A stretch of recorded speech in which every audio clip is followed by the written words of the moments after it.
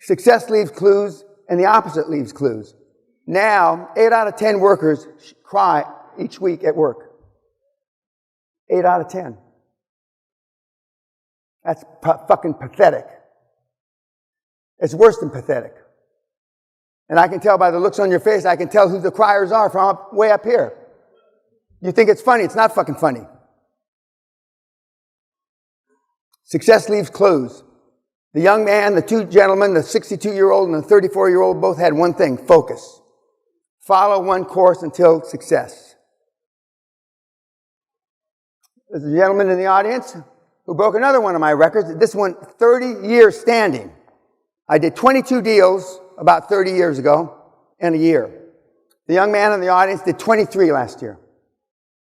He's one of the Hall of Famers you're going to be seeing later on today. What have you been doing? What did you do last year? Dead silence. Good things come to those who go out and fucking earn it. We're going to talk about our children and how successful they are compared to other millennials later on. Only one difference. Sally and I are their parents, and we hold the little shits accountable. I carry 3 cell phones. None of them are turned on. I set up 3 toll-free cell phones, one in Asia, one in Europe, and one in America, so the kids could call me in an emergency. In 17 years that I've had the 3 phones, I've got 0 fucking calls. 0.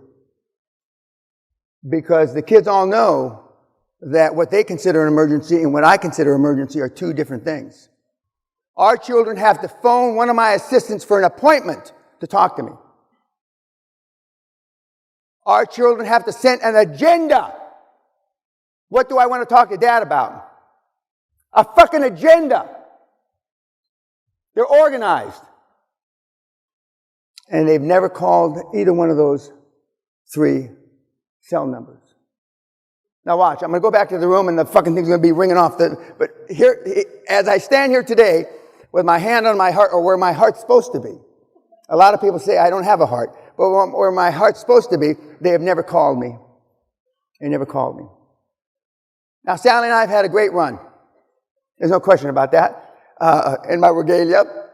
And that is not my daughter, that's my wife. Just you smart asses. And we've been to places that you can't describe. The North and South Pole. Married on both poles, so hence we're bipolar, according to me. My wife doesn't like that. We've been to Kathmandu, Nepal. And I must say, and Sally will attest to, for about 10 or 12 days after us being in Nepal, I felt different. Namaste. I felt different. I really did. I'm not sure what it was. I think it was because lack of oxygen because we were in the mountains. But it wore off. So I'm way back to where I used to be. When we went there, I was expecting like Shangri-La. And by God, it's pretty close to being Shangri-La. It's a terrific place. And I spoke at one of the major universities there. And I was happy to go there. And I didn't climb Everest. I have artificial knees, artificial hip, etc. But when you have money, we flew by helicopter above Station 1, about 18,900 feet. And because I didn't want to depend on my artificial knees climbing up. So when you have money, just fly up. But I must admit, when we got out of the helicopter, I hung on to Sally a little because I felt wobbly. Something's not right. And it was oxygen deprivation. At least I didn't have a hangover. But it is a special place. QLA gives you the choice to die financially, standing like a man or a woman, or continue and die on your financial knees, living quiet lives of desperation as your parents did.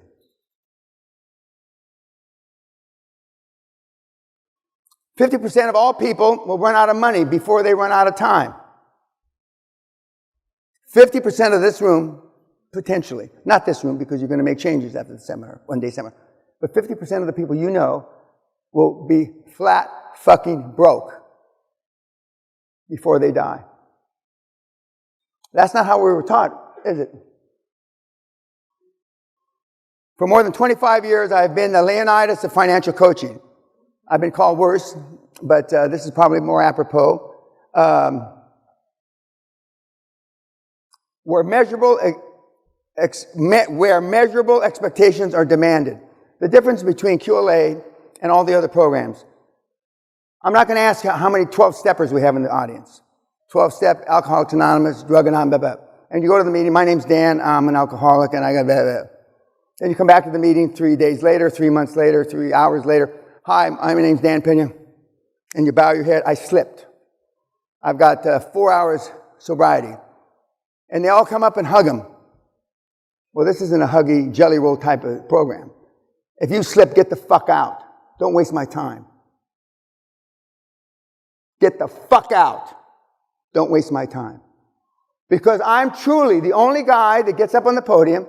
I got nothing to sell. It's all free. The only thing that's not free is my time. I can get money back, but I can't get time back. Most of you in this audience, notwithstanding you're here, have wasted nearly your entire fucking lives. One of the reasons it's hard to swallow QLA is you have to admit first, you have wasted your whole motherfucking life. Better you roll down your fat mama's leg. I don't believe everybody should have the right to be born. We wouldn't be having problems with climate change, not enough food, blah, blah, blah, if we had about 2 billion people, would we? So those other 5.5 billion were made out of lust, not because the procreation out of lust. Go home and ask your fathers, was I on purpose or an accident?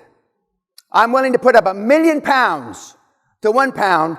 At least half of you are a fucking accident. You look like accident just looking at you, but that's another thing, what you look like. Ask if you're an accident or on purpose. I know what they're going to say. And the universal answer from Dad, that means you're an accident. Don't ask Mom. Moms deserve better than that, so don't beat up on your mom. We only have one mom. But my mom was a witch. Hence, I'm a warlock. I can see the future. And the future for some of you in this audience looks terrible. Even after attending here. Today I'm not going to teach you, but lead you based on my own 50 years experience of coaching and mentoring. Kids to be more than they ever dreamt they could be. Super high performance in anything they do.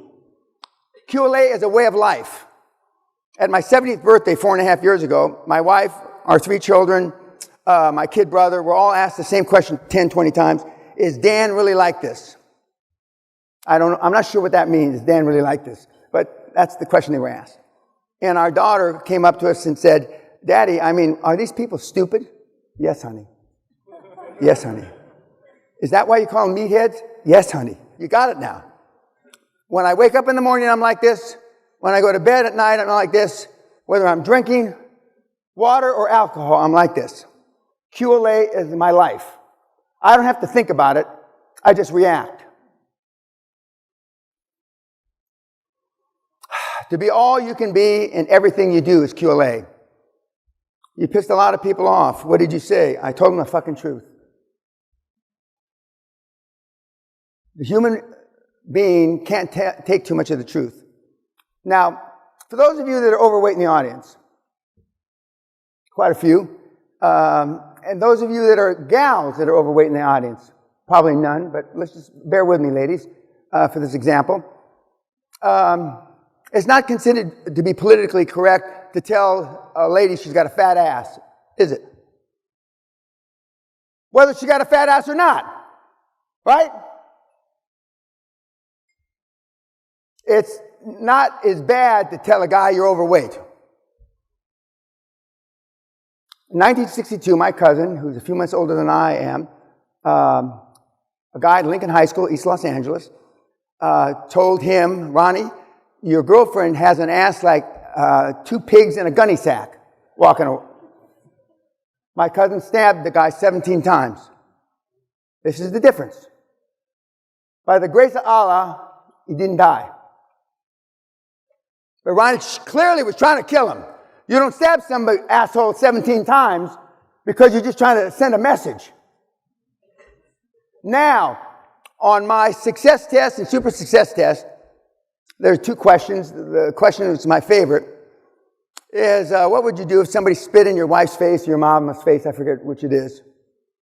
98% of you failed that test. And the most often used answer is, I would try to ascertain what the state of mind was of the guy that spit in my mother's face. Now, what the fuck does that have to do with anything? You're going to ascertain what state of mind he was. I would pick up a brick, a board, a pipe, and I would beat him to death. There's some things worth fucking dying for, and that's one of them. Yet 98.4% of the people that take that goddamn test, I'm ashamed to say, well, I try to figure out if what you're really saying is whether he had a bad day or not. Now, my cousin who stabbed the guy in 1962 17 times, and now we're going to ascertain if he had a bad day because he spit in my mother's face. Are you fucking kidding me? That's pathetic, as my Irish partners would say. Fucking pathetic. What has happened to us? This seminar is not about being in the first, second, or third, or fourth standard deviation from the mean. There's only about 750,000 people, 750,000 out of the 7.5 billion, that can do QLA. Not intellectually, emotionally. You can't do it. That's why there's no competition out there. If all of you go out and started doing QLA earnestly, starting tonight, and let's just say you're all from UK, you're not, all UK, you wouldn't bump into each other. There's no competition. About a third of you are from America, and the other 2/3 are from the other places that showed on that heat map. But we're training you to be in the top 0.00001%. Out of 7.5 billion, that's 750,000 people. That means there's about 1,000 in here. It's 749,000 and you. Success leaves clues. I wanted to be in a social economic milieu that was different than East LA. For those of you that are familiar with East LA, you know why. But for a kid to try to kill his teacher in grade school, I've come a long way. I've come a long way. But so can you. I dreamt of this, and I wound up living here. Close enough for government work. Close enough for government work. Some of you have been there. It's a special place. Not like Shangri-La, but it's a special place. And success leaves clues. I've been the creator of hundreds of billions for a long time. We only started counting it 6, 7, 8 years ago because one of the gurus out there, personal development gurus, started saying that he had created 11 or 12 or 13 billion in revenue. And one of my crack staff brought it to me and said, that's not like we do. We create equity, generational wealth. And so we started looking it up. And the first time we looked it up, it was 34 billion. And then more recently, it was 775 billion.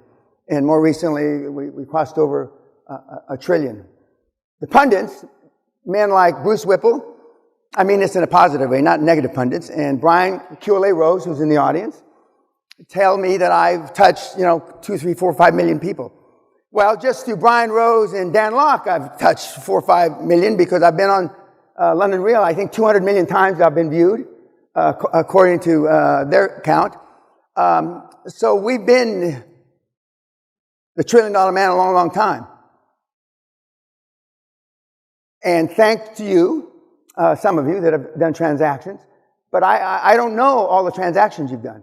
We're going to show some stats later on after lunch of a person I have not seen since 1996, who's come back in my life. They did a documentary, or they're doing a documentary about me in QLA, and in their research they found this person that I have not talked to, seen, or heard of since 1996. They're billionaires. husband and wife. I'm sure that I won't say there's thousands of them out there, but there's certainly hundreds of them are out there. And I help them to achieve their dreams. And then, of course, now the $1 trillion man, I'm wearing my, I didn't know these suits were so fucking expensive to have McGregor, the MMA guy, when he says fuck you on it, I think. And then when I got my first two $50 billion man suits, and I asked my wife how much they cost, and she said, you don't want to know. And so I didn't ask about this one, because I don't want to know. You're right, I don't want to know.